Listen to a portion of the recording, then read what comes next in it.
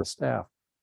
But the survey, the details allowed us to say, well, what is it about that that concerns you? Again, people will surprise you how sophisticated they are. What they said is, it's the age of the people who are the volunteers, which is a big issue. I mean, we're an older county. I should have told you when I described our county, we are one of the oldest counties in the state of Virginia.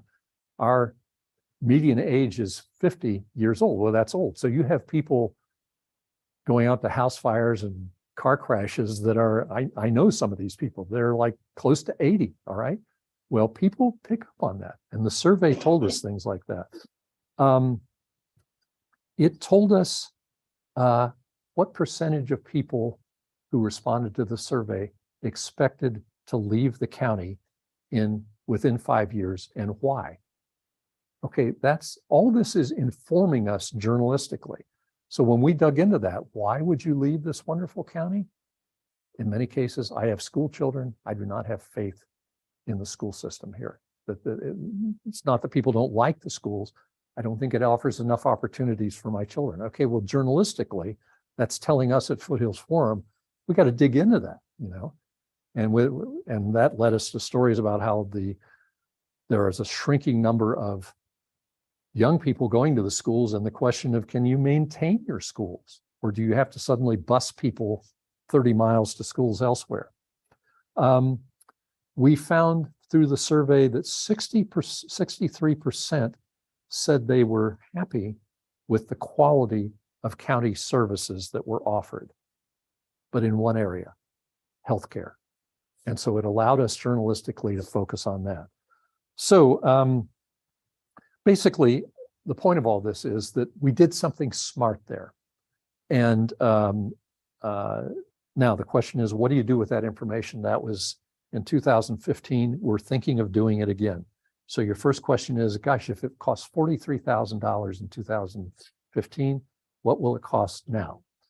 The answer is $58,000. All right. Well, we don't have $58,000 to throw at that. But this is where you can get creative. We have thought, first of all, we've got 2 years until the 10th year anniversary.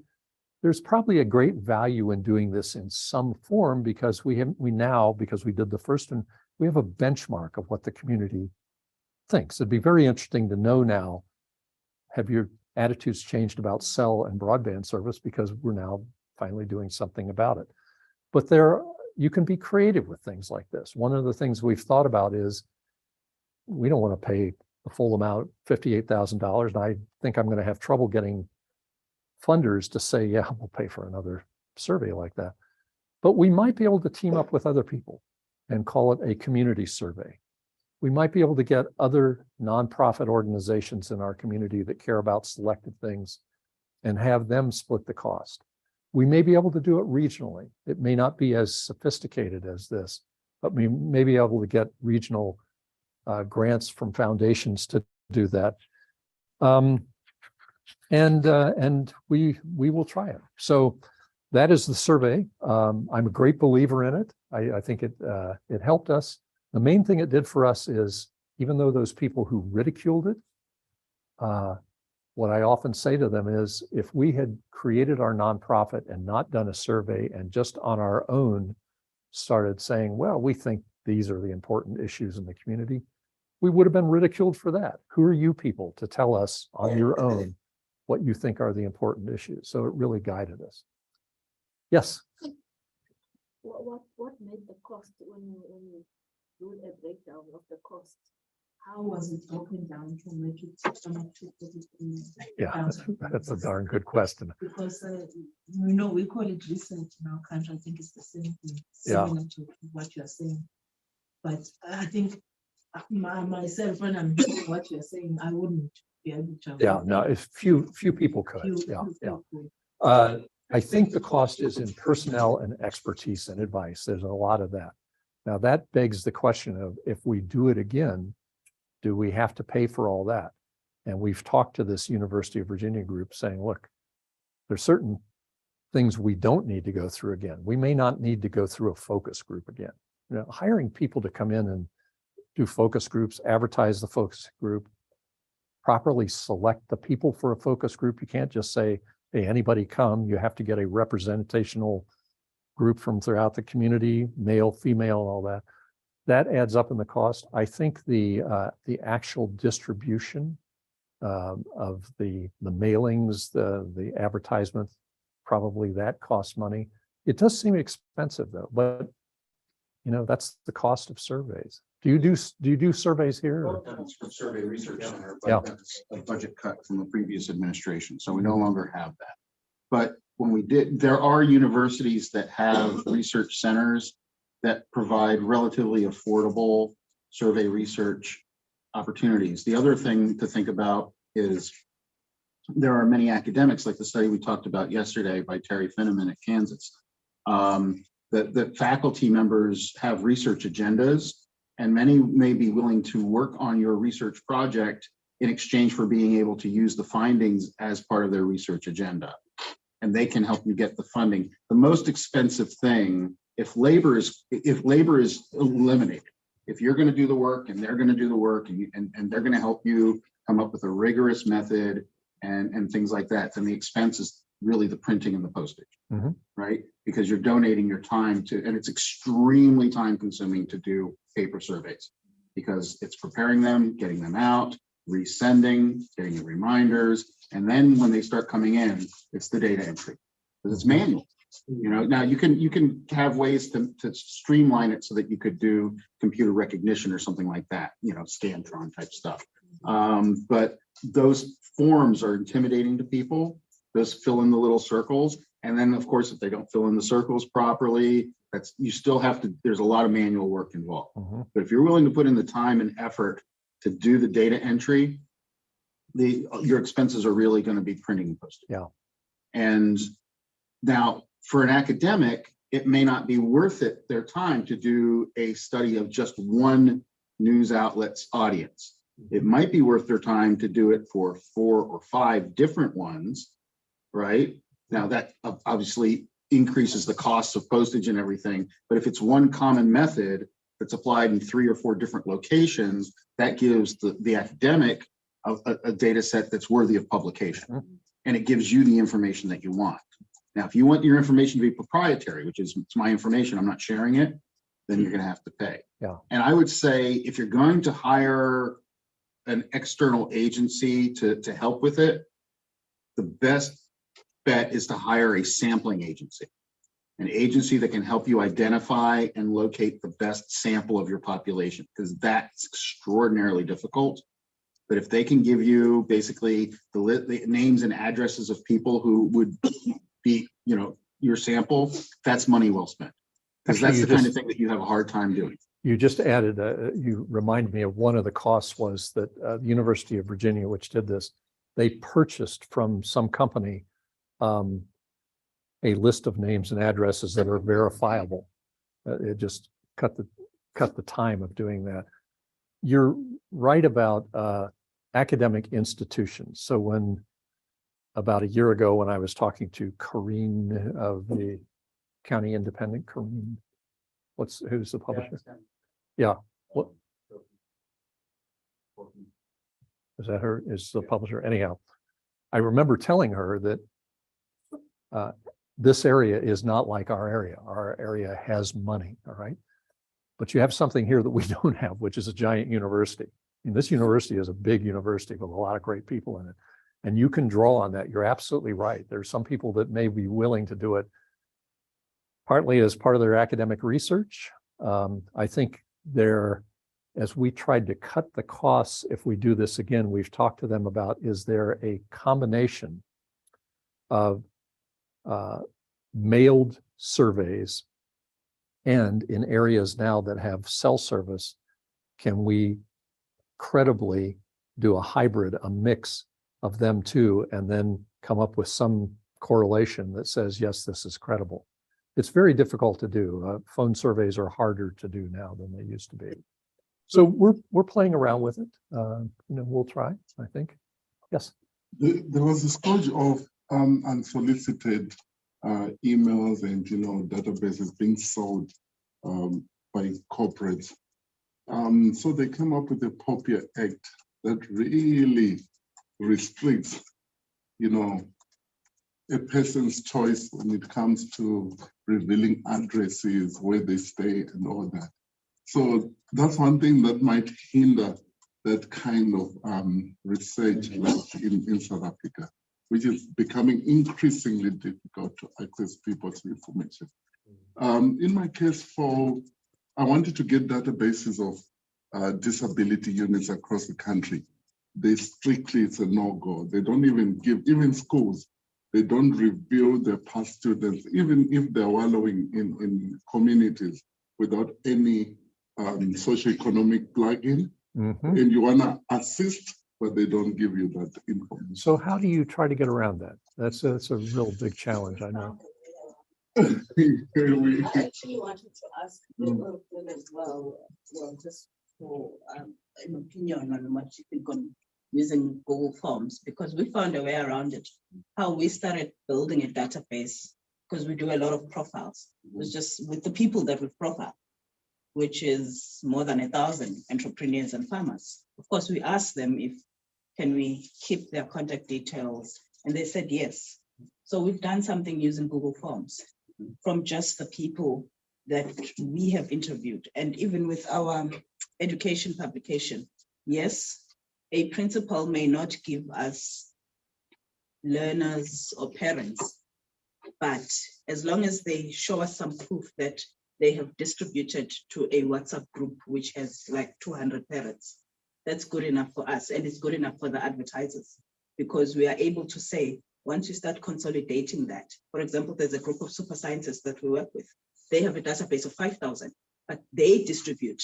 We just send to them and then they give us proof. So we know that our circulation based on these WhatsApp groups, and then there are people who then do come to us directly, but there's no way that a school will give you learners or parents. There's a group of private schools. They send to 2,000 parents themselves, as long as we have the proof. But we started with our own, the people that we featured, those are the people. Every now and then we update that. I mean, that's a great idea. Panel research is, I mean, just about every company now is doing panel research. After you have an interaction with the company, you get the email, how did we do? Right. That's basically they're building a panel. Just by responding, they're adding you to the panel, because this is somebody who is a customer who is engaged enough to provide feedback. Most people who don't bother with the feedback, that becomes the problem though with the panel, is that the panel is that basically the participants are self-selecting their willingness to participate. So it can't be generalized. It's not representative of the whole population. So if you have a very targeted publication, like we've talked about, and we're going to talk about in week 3, like special niche publications that are aimed at very specific groups, farmers, healthcare workers, those types of things. Panel research like that is extraordinarily valuable. And like Sandili said, it's pretty, if you're willing to commit the time and effort to building your panel, because that's a specific audience who is engaged with your publication and you want that information. If you want to do like what Foothills Forum did, is get a sense of what the community wants and say, we have our assumptions, but we don't want to go with our assumptions, which most newspaper editors in America do. They assume they know what the community wants, and they don't. And if they actually do research, they're like very surprised about what the community cares about, right? Then the panel is not going to be very useful. Yeah. Bill has probably heard this quote before, but it's something that I've often thought is good to repeat in newsrooms. And it came from Walter Lippmann, who's a famous American columnist, but it's where all think alike, no one thinks much. And I've always thought about that in newsrooms, how many times we get together and we are all sort of repeating what we think because of our environment. And there are things going on around us we are totally clueless. Of course, Lippmann also was the originator of the idea of the scientific method of journalism we talked about yesterday, which led to journalistic detachment. So I love Lippmann's work too, but there were some drawbacks. But that quote is but the quote applies to so much, and it particularly applies to lack of diversity in newsrooms. So you had a question. Yeah, actually, just a thought. So yes, we've spoken about getting insight into the readers from a journalistic position, from an editorial position, from a greedy position.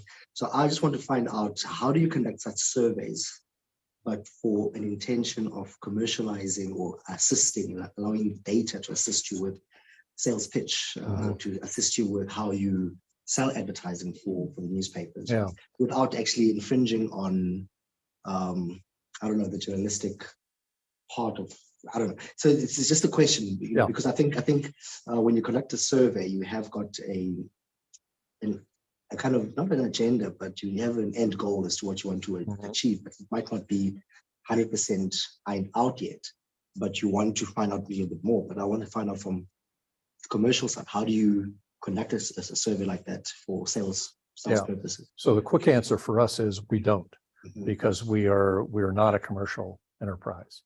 However, one of the things I should have mentioned about this is that this survey is on our website in excruciating detail.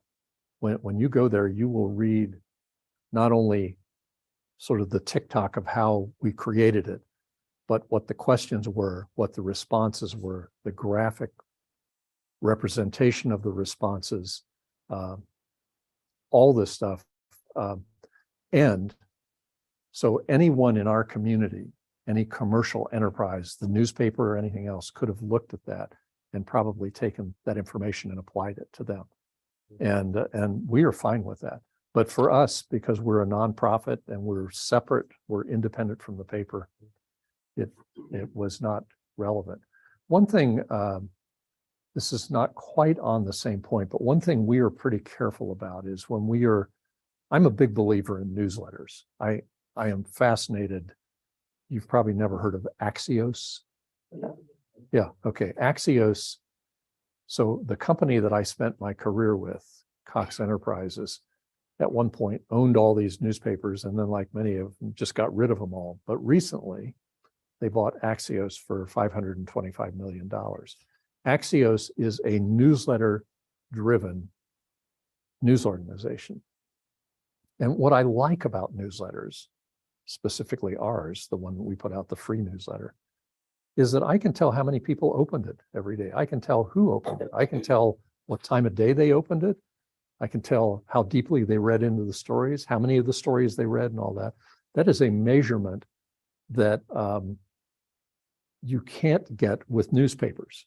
I mean, you can do it online now, but it's very hard traditionally with newspapers. I'm mentioning this because there's a temptation with newsletters then to start adding people to your audience without their permission. And there are not necessarily laws against that, but we are very sensitive to that. We do not do it. We think it's a form of spamming people.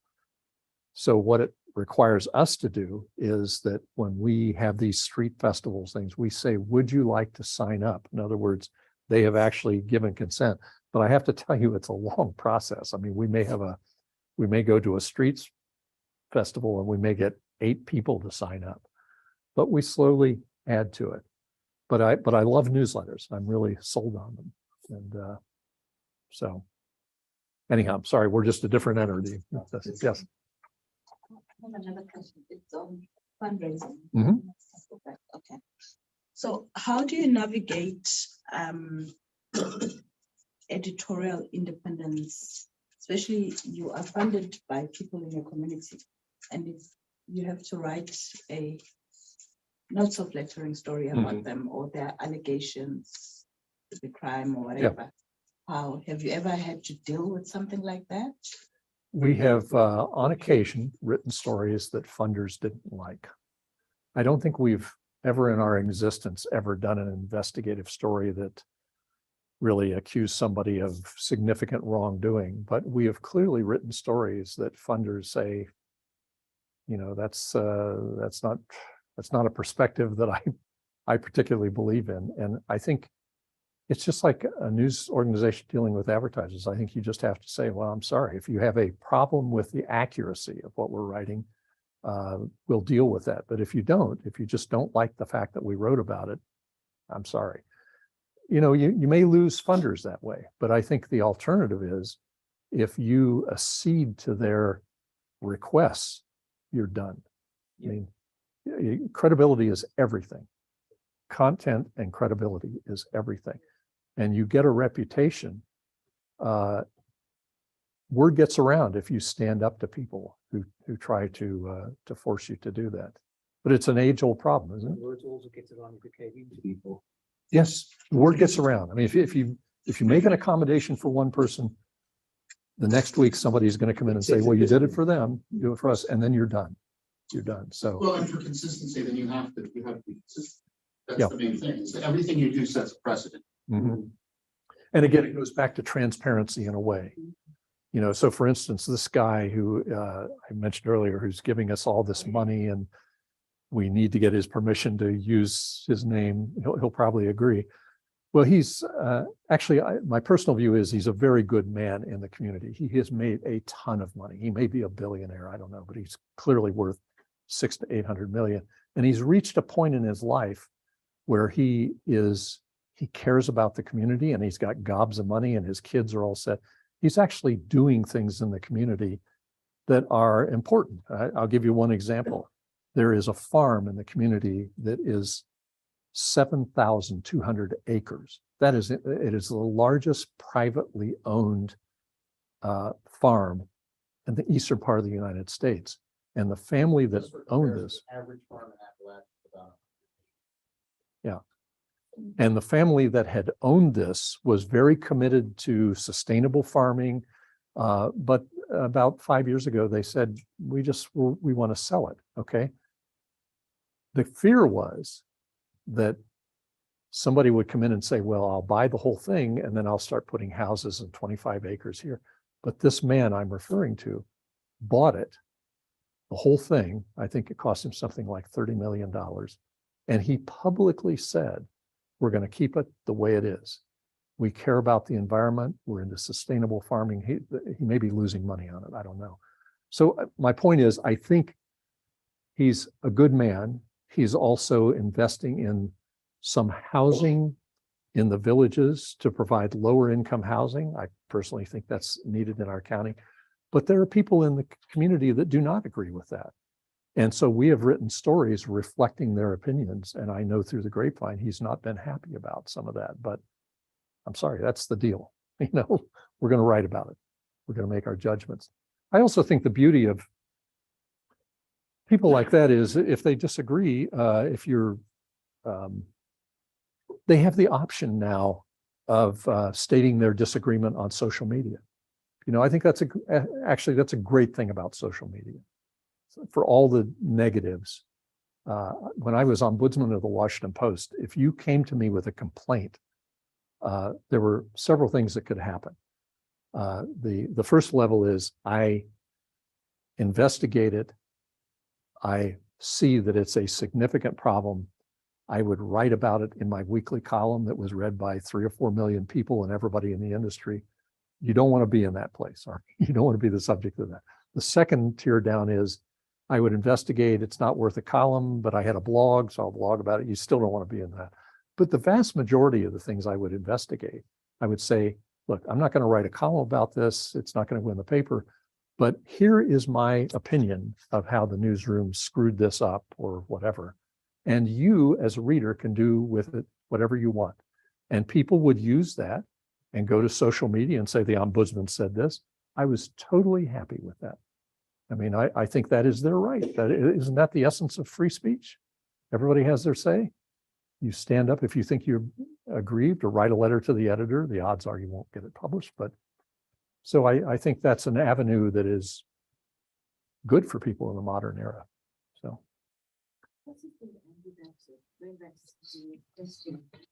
If you mistake up front, this is my mandate as a newsroom. I'm independent, I'm nonpartisan, and I will do the right thing. Mm-hmm. I think that's important. If that's put up front, then there shouldn't be all the questions later. So you're sticking to your independence as a journalist and as a publication. I really agree with that. And it's something I thought about just last week as I looked at our website, which needs to be updated. Again, we're all volunteers, so it's hard to do this, but we don't really have in a prominent place our commitment to transparency or our editorial policies. We do have a gift acceptance policy that's on the website that basically says that, but it should be more prominent, I think. And, another thing I'm a big believer in, and this is something I've really encouraged students to do. It started probably 8 or 10 years ago. Most news organizations have their ethics policy that they put someplace, or they will refer to an industry ethics policy, Society for Professional Journalists, whatever. But there's a new trend of personal ethics statements, where a reporter says in a paragraph or whatever, this is my personal commitment to ethics. And I have encouraged students when they're applying for jobs, send the cover letter, send your resume, but send a paragraph. It doesn't have to be more than 150 words. And it could be as simple as, I believe in truth. I believe in the independence of journalism. I'm committed to ethical behavior in my entire life. Think that what that message is it sends a message to a prospective employer, or if it's the audience of a news organization, they don't think we think about that at all. And I will tell you an anecdote that this happened, I will bet 100 times when I was ombudsman of the Washington Post. In addition to the 41,000 emails, I had a call-in line where you could call in and complain about something. And then I had an assistant that would transcribe these things. And at the end of the day, I would get a list of maybe 30 people that called in. And I would try to pick the ones that I thought deserved it. So I would call someone, let's say I'm calling someone in St. Louis. Yeah, I'm Andy Alexander, I'm the ombudsman. I got your complaint. You raised an interesting question. So I've got them on the phone. I say, I think the starting point is I'll check the Washington Post's ethics policy to see how this fits in there. 9 times out of 10, they would say, you have an ethics policy? All right, so think about that. Think where they're starting from. They think, like the woman using the F word that wants to screw people in print, they think somebody just tells us something and we stick it in the paper. I mean, we do a terrible job as an industry of explaining the extraordinary lengths we go to verify information. Not that we always get it right, but that we're also committed to correcting errors. So it's just a pet thing of mine. And I know from students who have applied with those personal ethics statements, how many of them heard back from employers. It makes you stand out. I think it's a good idea. So. All right, it's lunch. Good, thank you for sticking with me.